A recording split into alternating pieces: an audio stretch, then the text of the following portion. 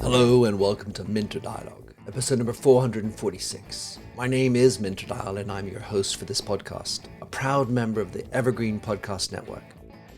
For more information or to check out other shows on the network, please visit evergreenpodcast.com. This week's interview is with Michelle Cederberg.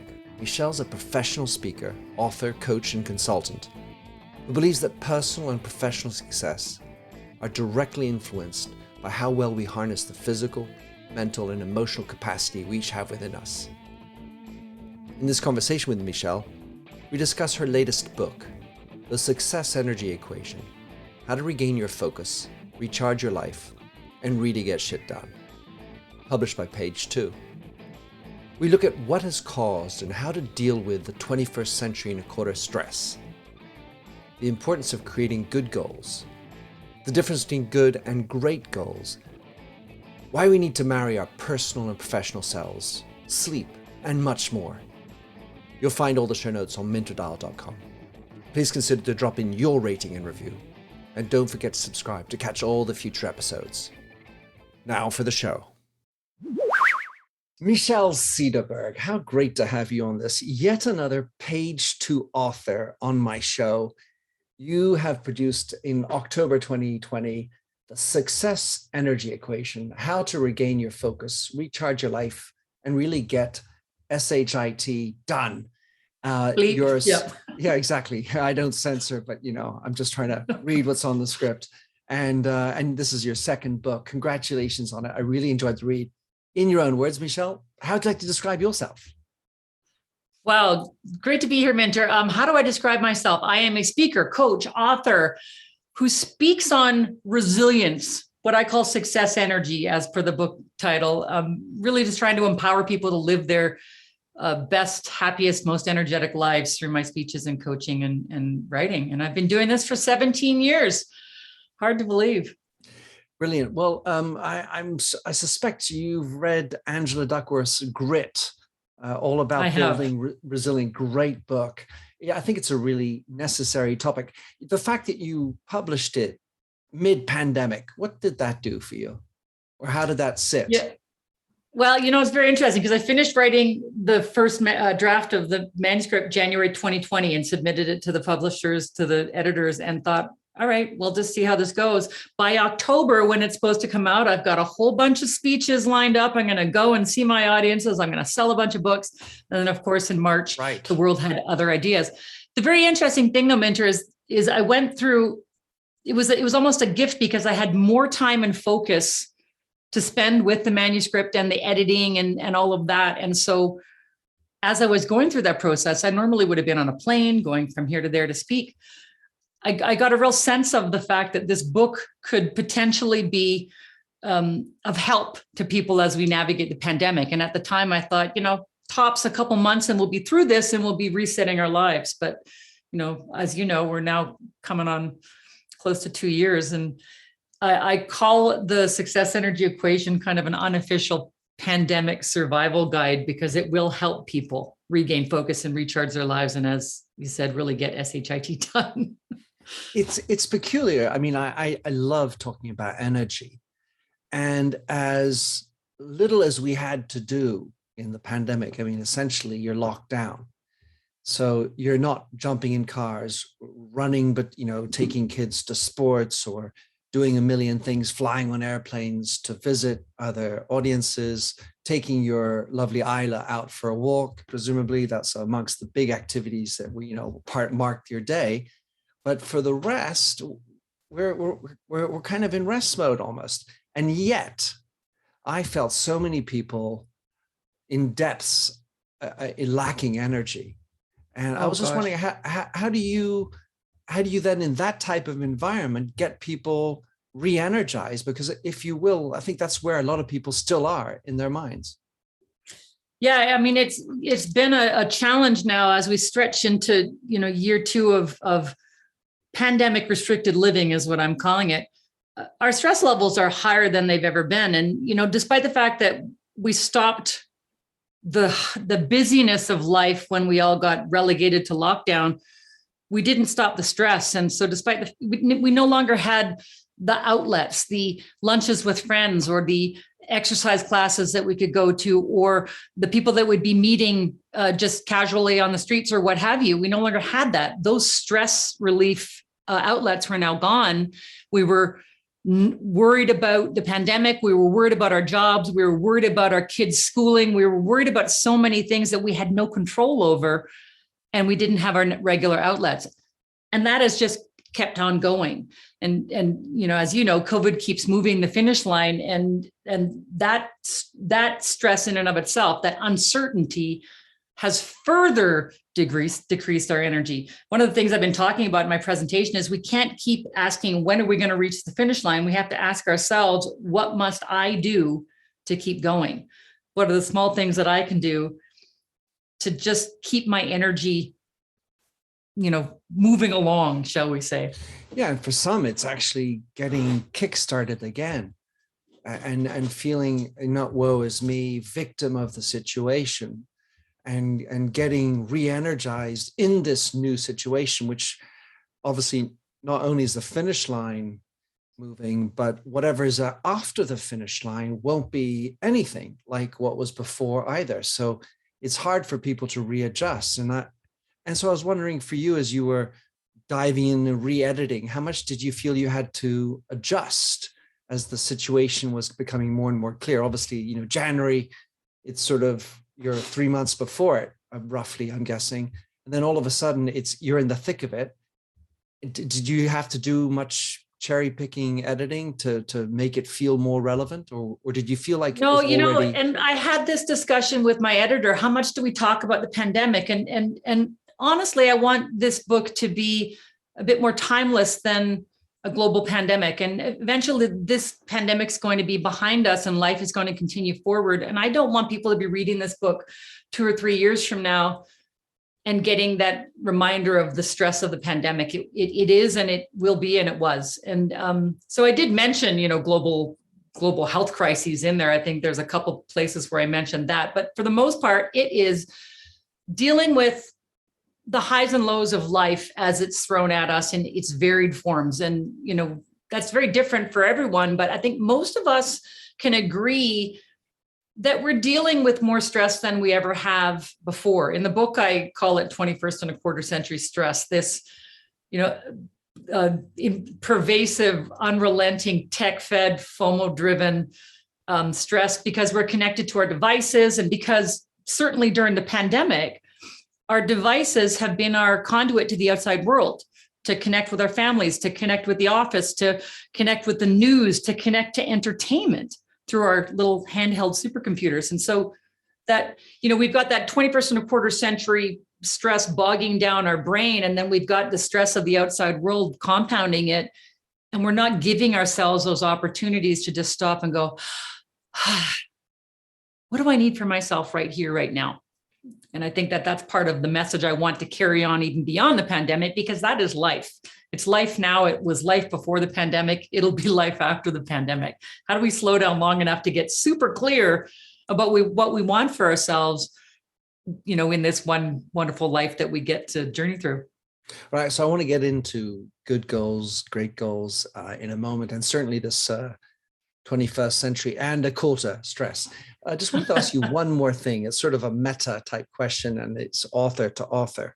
When you write a book and you state certain things, when I write, I then have to look at that statement and try to carry out a level of subjective or objectivity. Am I actually modeling that behavior?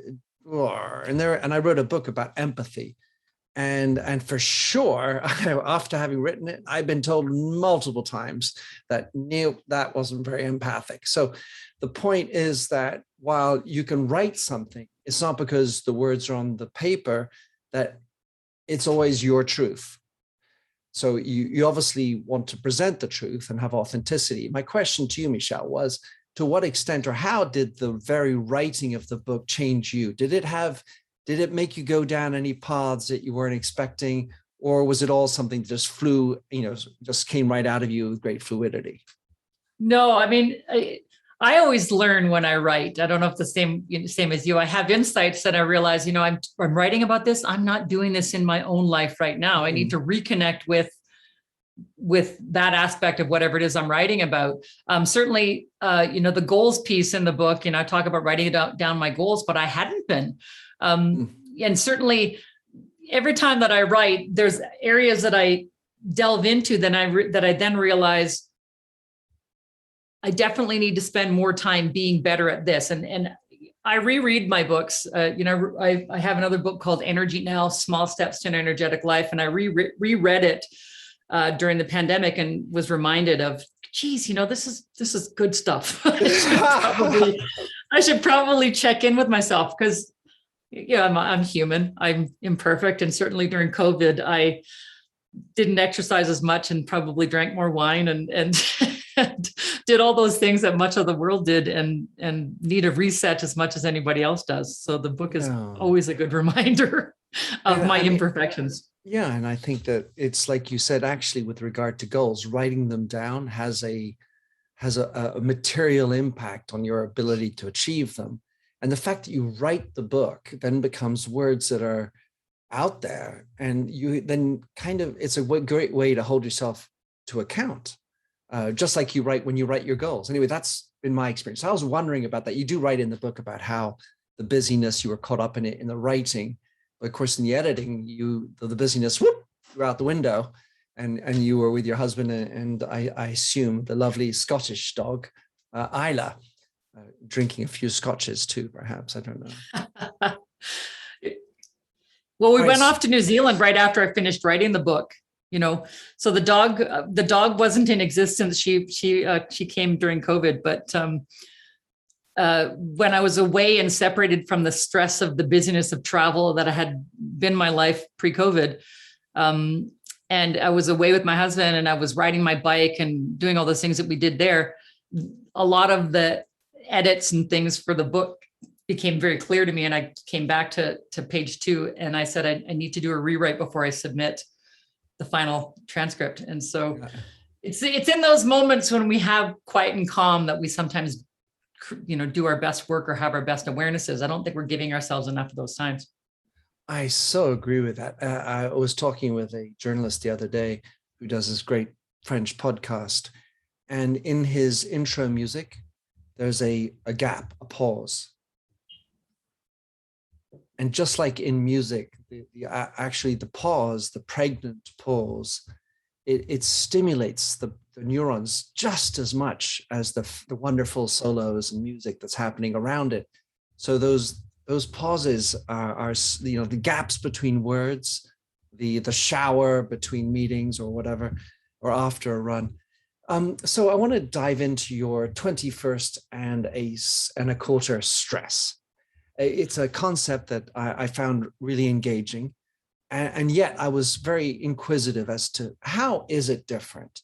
And if you're born in it, how is that different than, let's say, when you were born out of it? Wow, that's a good question. I'm at 52 years old, I'm one of those people that has gone from a life without the devices and, the early onset of the flip phone and all of that. And then, coming now into this, I can't live without it, but I really don't want to have it some days. And then the younger generation, my nieces who are, 18 and 23, and they've never not known it. And I think that they are dealing with a different kind of stress when it comes to FOMO or device addiction or 21st and a quarter century stress. As a 52-year-old, I definitely feel the burden of trying to keep up for my business and, for my, trying to remain relevant with my audiences or what have you. But I think it's going to be different for different generations for sure. And certainly my 88-year-old mother has a different view on it as well, because she has one of my old cell phones that she utilizes poorly to, make phone calls that she has a difficult time making because it's a slide and not a touch. And, she was quite proud of herself over the pandemic because she learned to use Zoom to go to her Zoom church. So it's very different, and that causes her stress. Her very limited access to technology causes her stress, and the rest of us, we're immersed in it. And yeah, I think what we all need to do is kind of check in with ourselves and ask, how is 21st and a quarter century stress impacting me personally? How is my connection to my device impacting my relationships and my attention span and my ability to do the things that I want to do? Because, if it's a problem, then you need to stop and say, all right, I need to detox, or I need to meditate, or find those moments of pause. It's unique to everyone. And I think something that we all need to pay attention to. So the follow-up question to it then, as I was sort of intrigued by the whole thing, is what about the second quarter, like the 21st century and second quarter stress? Do you have a regard as to how it could be different? Because I mean, I got up to 2025 in my mind, and I'm thinking, oh, that's a long way away anyway. I mean, it feels like it's going to be so different already. And so was your desire to not try to worry about how it's going to be, because it's going to be so different, it's impossible to prognosticate? I was wondering. Yeah, I mean, our devices and our technology, they're not going away. I think that our relationship to them needs to change, and I'm hoping that it will through, a little bit of awareness. And if I can create some of that through the discussion around 21st and a quarter century stress, then I'm happy to. The devices are designed to hook our neural pathways in the same way as gambling and addiction do, and have us every single day going through a dopamine cortisol cycle of good stress, bad stress all day long that a lot of us aren't even aware of. And so my hope is that we'll reach a certain threshold and say, enough. I can't, I'm feeling the burden of it, and I need to find ways to mitigate that stress. I need to find ways to feel better throughout the day. And I think that it's coming in small ways. I mean, more people are aware of meditation, more people are aware of the power of music, more people are aware of the benefits of exercise in nature, those small little breaks we give ourselves from technology. In the book, I talk about making and doing, using your hands and being active. And when you're doing that, you can't be holding a device, and it's a bit freeing. I started baking pandemic bread at the beginning of the pandemic. And it was at first because I'd never baked bread, but afterwards I realized that when I'm in it, it's just very meditative. I can't do anything else but be there with that thing. Well, of course, the cynic might say, well, you can put your bloody earbuds in and still listen to a podcast. But I love that notion of your hands in the dough, so you can't really touch the dial. And it reminds me of another wonderful book that I really thought was really interesting, and has an echo in your book, which is the book by Johann Hari, Lost Connections. And so Johann Hari is a journalist, British journalist he's self-declared depressed all his life. And he found various different ways to connect, because one of your three principles of energizing, the middle one is to connect. And the idea of putting your hands in the mud and connecting with plants, not only is that healthy because that's where we're coming from, getting grounded, but it also creates dirty hands, and dirty hands don't touch the dial. So I love the way you position that. Yeah. Well, I mean, connecting with other people, connecting with physical movement, connecting with, I'm a gardener, connecting with dirt. There's nothing more meditative for me than digging my hands into the soil and pulling out carrots or pulling out weeds or what have you. I think that we need to do those types of things more often, and we get so caught up in the busyness of life that we forget to kind of enjoy those moments. And, you mentioned my dog, Isla, she's a year and a half now. And we lost our senior dog back in November of 2019, and then had 7 months without a dog in the house. And it wasn't until COVID hit that we really felt that gap, because we were no longer doing our walks, which was probably our savior in the early days of COVID. I wasn't allowed to see my friends, but I ran into familiar people at the dog park every day. but our dog was, allowed us to get out and connect, and even just to connect with her. Like, she's a super cuddly dog, and just to have moments of pause. Your pets will tell you when you need to slow down. And I think that if we listen to them, they're very intuitive creatures, more so than we are. You've been working too hard, Mom. Come and have some sofa time and let's cuddle. And it always works for both of us. It's funny, the English jeu de mots, PAUSE and PAWS. So reasons for pause. So you mentioned awareness just now, and you had this whole piece about autopilot versus awareness. And I think this is a fundamental topic, because we sort of justify our busyness. We got to do these things. They're in the agenda, therefore I must do them. And I'm wondering, what is it that what message can we bring to bring awareness to awareness, to bring awareness to our autopilotness, to wake us up to this need? How do we jumpstart? How do we give vault to this powerful thought that you have in your book? Yeah, I mean, I think that at the front end of the book, I think before we dig into goals and all the things that we want for ourselves, we do need to pause long enough to flip the switch, to get off of autopilot. Because most of us, it's our brain's defense mechanism. When we're so busy and there's so much coming at us that we need to process through our devices and through our work and through everything that's happening around us, our brain will suppress a lot of it, and we will move in autopilot through certain aspects of our day.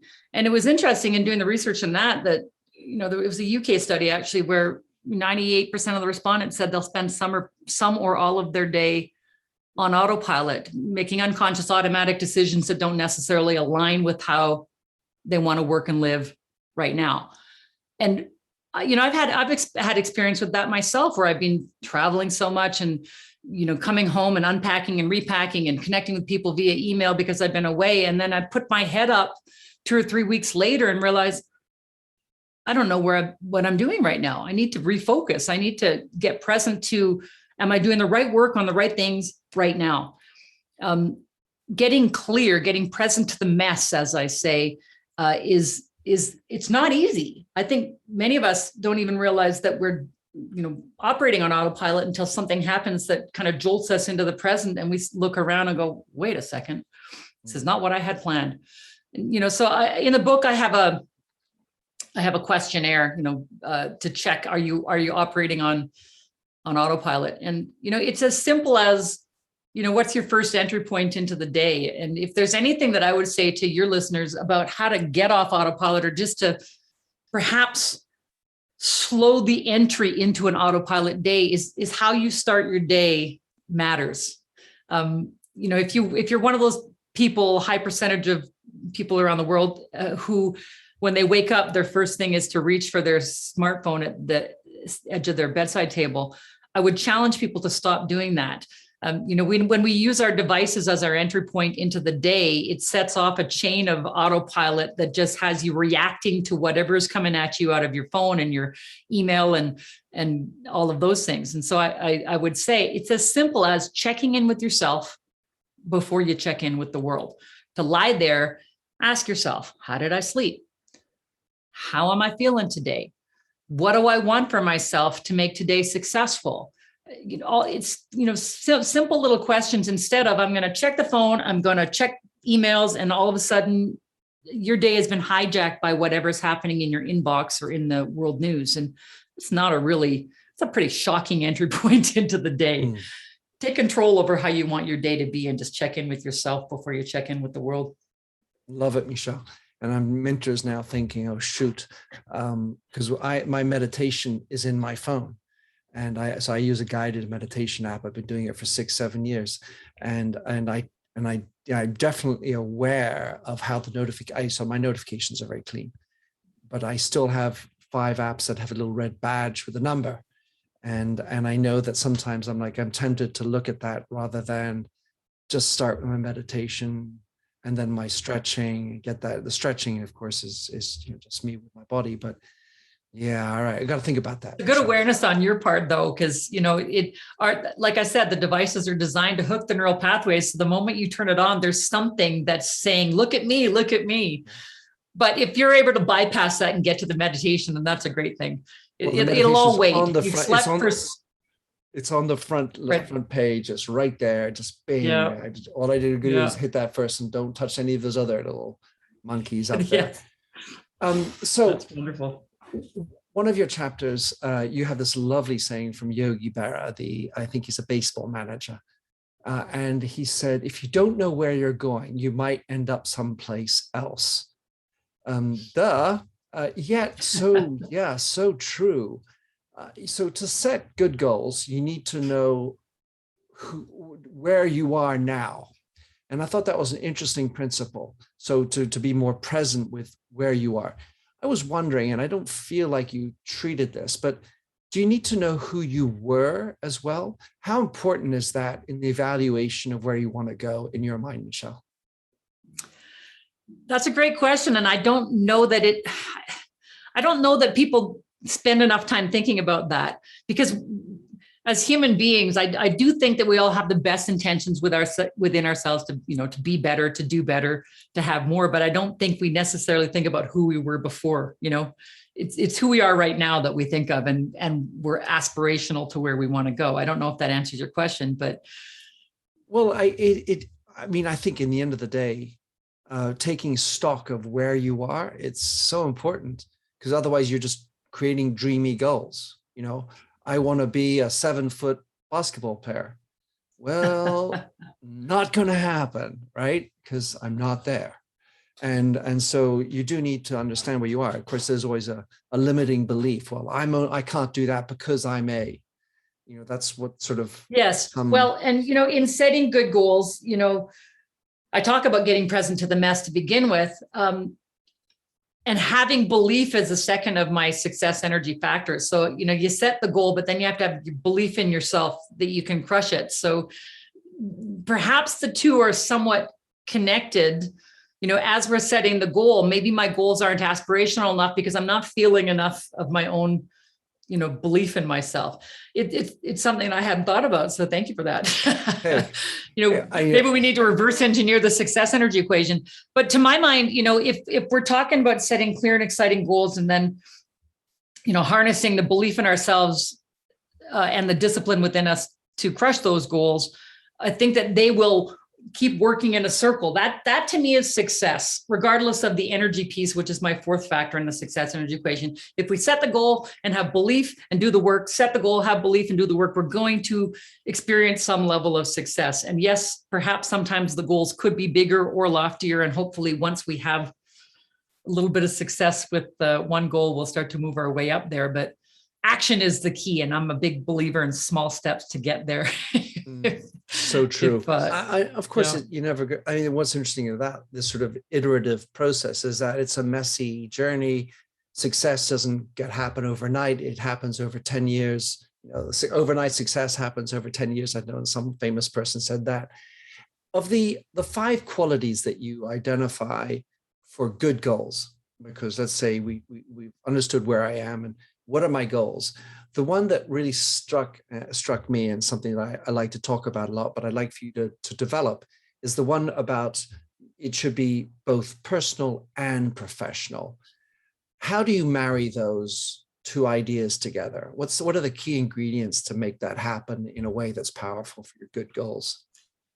This is one that's still, it's still a work in progress for me to get clear on, because, in all of the audiences that I speak to, people are generally, it's easier for them to make professional goals, largely because their organizations might mandate quarterly goals or what have you.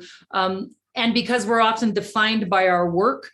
But to my mind, if it's all about the professional, what we end up doing is wistfully looking towards those personal goals that we have for ourselves, saying, I'll get to it when.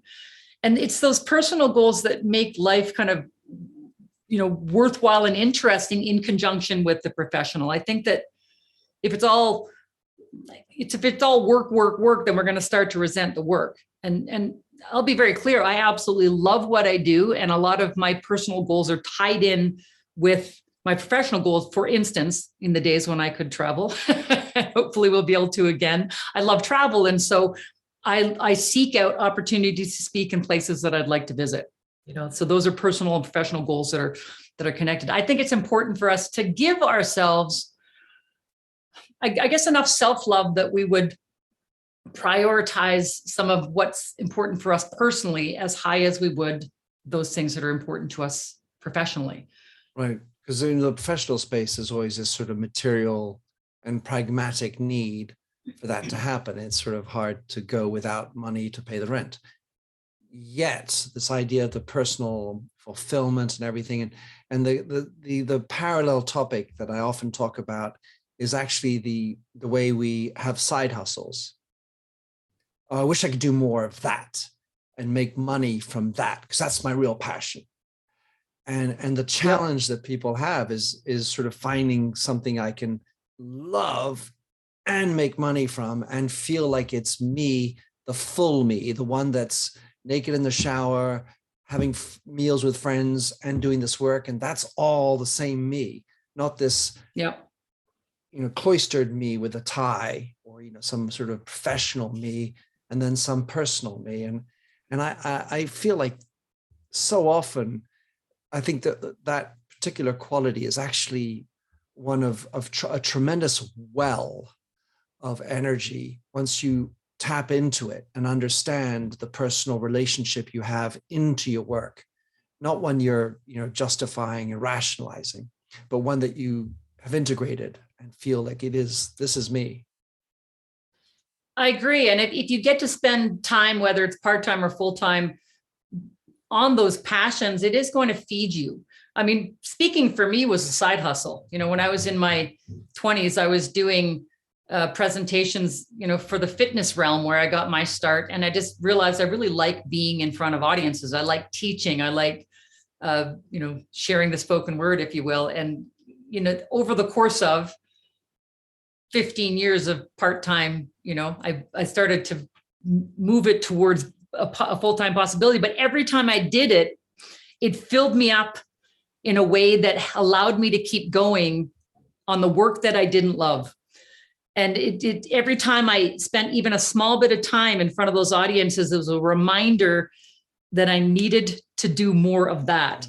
It's one of the reasons why I say we need to write down our goals, why we need to put them where we can see them daily. I love vision boards because visuals are very evocative for us, because our brains want us to be successful and we need to feed the brain the right information.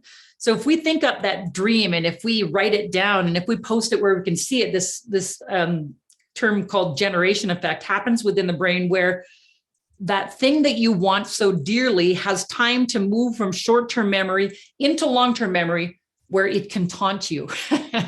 And I only mean that, I'm laughing, but it's very true, where, your listeners can think of that thing that just won't go away, that desire. For me, it was to stand on a stage and speak. For me, it was to run a marathon. I've only done one, but I wanted to try at least one. To write a book. And until I'd done those things, they were just in my head going, Michelle, when are you going to spend some time moving this one forward? Never went away. It becomes that mosquito, that just buzzing around your head. It's like, well, I got to do something with this. There's the little voice which is so often a noxious little voice, or you're not good enough, you can't do that. And sort of it's the naysayer. And then there's hopefully the other one, I suppose, the angel, possibly, that's saying, hey, you can, you should, where are you? Why aren't you doing this? Maybe mosquito-like qualities to the little, like tough love, maybe would be the nice version of an angel plus mosquito. Another area I wanted to get into, obviously you have such an athletic background, you're in Canada, the open air and all that. And you cite in the book a Harvard Business Review article by Jim Loehr and Tony Schwartz that talks about this need to train as a professional athlete. And I completely resonate with that. I mean, I was a professional tennis player. I played a lot of sports in my life. And I continue to think of my physical hygiene and fitness as a relevant part to who I am and how I manage my energies. I was wondering to what extent, because in the end of the day, it almost could feel maybe sportist to suggest that in order to survive in a competitive corporate world, you need to do sports. Or is it just you need to look at them and say, that's what I should be like? Well, I mean, the concept of the corporate athlete is it is, yes, taking care of your physical health, but it's recognizing that as a corporate athlete, your instrument for success is your brain. And this is that your brain is a massively energy hungry organ that, it represents just 2 to 3% of your body's weight, but it sucks upwards of 25 to 30% of your body's energy, via glucose, blood sugars, its main fuel. So as athletes that are in movement, whether it's tennis or in my case, mountain biking or snowboarding, you have a certain amount of energy before you need to physically stop and rest because your physical body says, you know what, I'm tapped. We take that rest, we replenish, we eat, we sleep, we do all the things we need to do to nourish the physical body so we can move again effectively. But as corporate athletes, we work. Our vessel for success, our brain, drains all of the energy. And we are now, our body sends us signs that we need to take that break. And it can be in the form of reading the same sentence over and over again, or stretching or distracting. And we ignore those signs and we just keep working. We'll drink coffee, we'll eat a sugary snack or simple carbohydrates and feed the stress, but we will keep on working. So our productivity declines, but we tell ourselves, I'm fine, I'm getting this done. Work. So I think that, the concept of the corporate athlete is to listen to what your mind and body are telling you it needs throughout your workday and take your darn breaks. That's part of one of the energy pathways that I talk about is to recover effectively, to pause throughout the day and give your brain a chance to replenish and eat some fuel, go outside and breathe some fresh air. The impact of that on your productivity is remarkable. And yet we ignore that very simple workday hack to take our breaks and to replenish, so it seems simple. It is. I loved your sound effects. That's what stimulated me to add that one in. It just reminded me of an interview I did with a rugby player, played international rugby, and how Lee Mears, who played for the British Lions, how he integrated into his life so many of these elements in order for him to be a professional athlete. And things like mental health are now beginning to be part of this. And I think it's amazing how over the last few years, really feel like there's been acceleration to accepting this.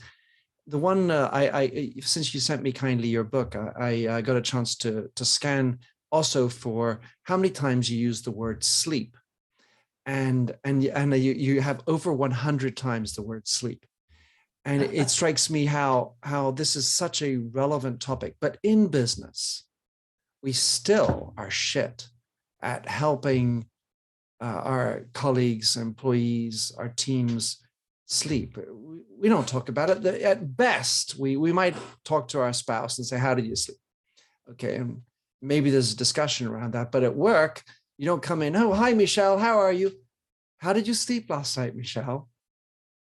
And, oh, do you want to take a nap? No. These topics are just verboten in the work environment. Yep. And yet it's so important for us. I think it's the most underappreciated competitive edge that we could have in work and in life is to let our bodies rest properly. I mean, it's when we sleep that our body repairs itself from the stress of the day. It's when we sleep that our cells, get our lymphatic system in our brain gets bathed so that it cleans out all the toxins, and our body releases proteins that clear out the cortisol and all of those things that we take so for granted. And yet we view sleep as a luxury that will fit in when we have time. I'm a big proponent. I mean, I worked from home before the pandemic. I will work from home after the pandemic. I'm a big proponent of naps. And, even in the workplace, I think that if you're so tired that you're not doing your best work, what would be the shame in putting your head down on your desk? And I would say in plain view and having a power nap, because once you come out of that nap, you guaranteed your productivity is going to improve. And yet, as you said, it's verboten for us to, admit that we're tired or that we're not firing on all cylinders, all hours of the day. But this physical body and the brilliant mind in it needs rest. And, especially nowadays, with the influx of all the technology and all that, it's tiring us out more than we notice. And, sleep is one of the ways. I think it's not only is it better for your cognitive health, but it's better for your physical health and mental and emotional health. It's better for your energy overall. I would have to say it's the thing that's been most contaminated by the 21st and a quarter century stress. 100%. I'm sure there's always been stresses in sleep, and whether it was an animal that might wake you up and be dangerous, and then it could have been a tribe next door, and through the years, and then we've had different sleep methods and patterns, and I know that I was lousy at this, but I went to university in America and I studied sleep. It was actually an academic topic in the mid 80s. And I became intrigued by it. And I can't say I walk the talk. Certainly, many years I wasn't. But I wish that more leaders would set the example, not only because they're older and it's probably more typical for the bodies to wind down after lunch for a postprandial sleep, but also to demonstrate it, like you say, in the open, so that other members of the team, even if they're younger, so be it, allow them to have sleep.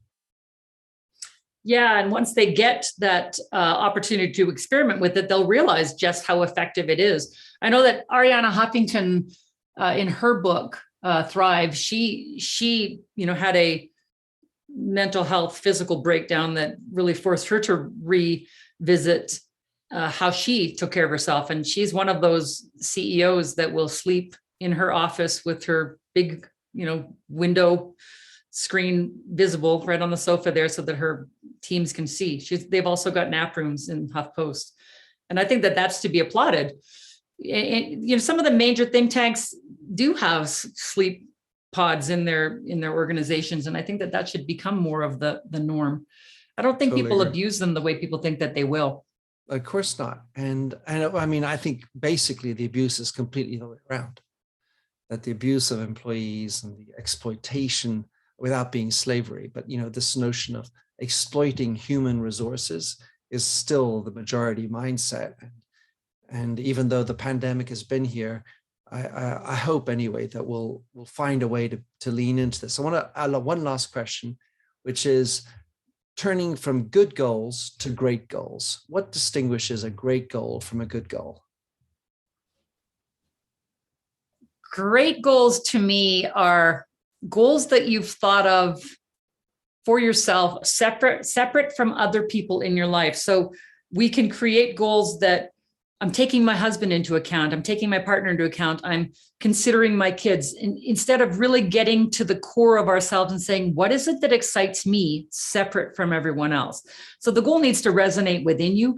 And I also think that the goal needs to be kind of thrilling enough and big enough that it's going to change you. And it's that excitement, I think, that makes us hopefully want to spend time on it. Angela Duckworth talks about that grit is that ability to stick with that long-term goal long enough to see it through to fruition. Because when you do, something has to change. You become a different person because of the work that you've done. Whether for me, it was running the marathon or writing book number 1, I can't go back after that. I'm now a changed person because I've stepped outside my comfort zone and done something that excited me and scared me just a bit.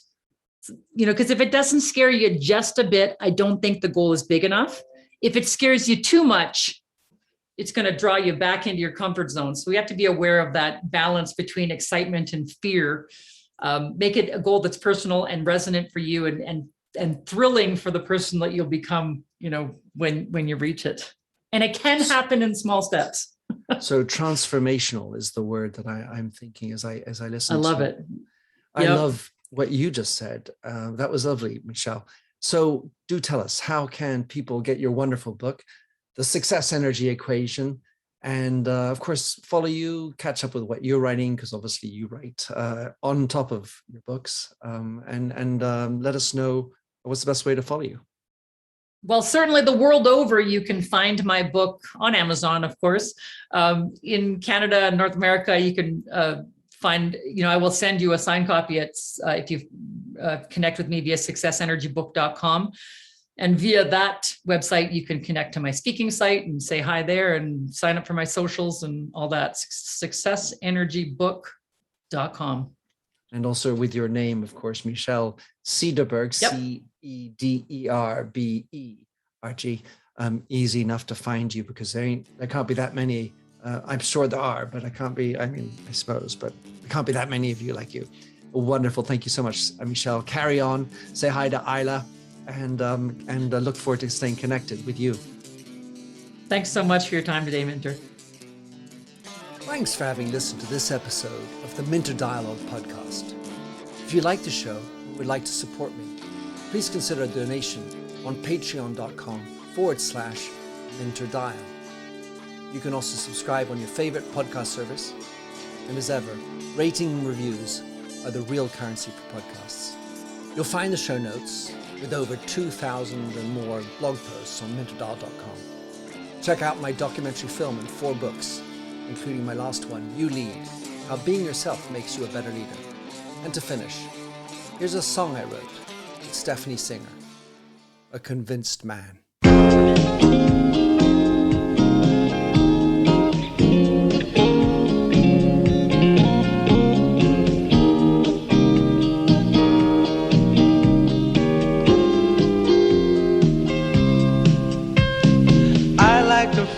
A stranger tucked around me, precipitating the danger to feel free. Trust is the reason, still I won't toe the line.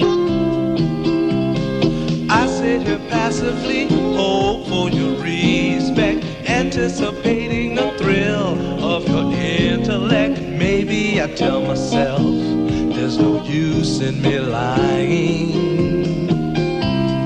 I'm a convinced man, building an urge.